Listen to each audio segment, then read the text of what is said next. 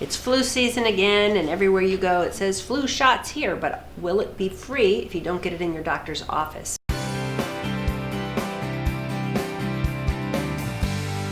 Medicare, original Medicare, Part B does cover one flu shot a year at no cost as long as your provider accepts assignment from Medicare, which is almost all of them, except maybe in Florida.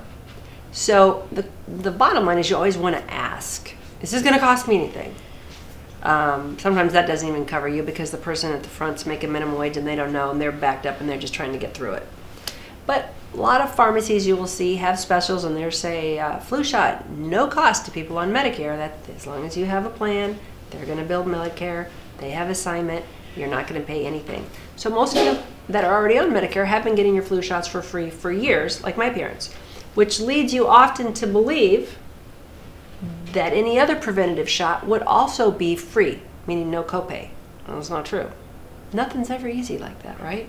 So the shingles vaccine, the Shingrix, okay, it will fall under your Medicare Part D, your insurance plan, and therefore it will have copays. And if you bought it retail, it's kind of expensive. So you're going to pay some money for it. So don't go in shocked when you get a bill for the shingles. It's worth it.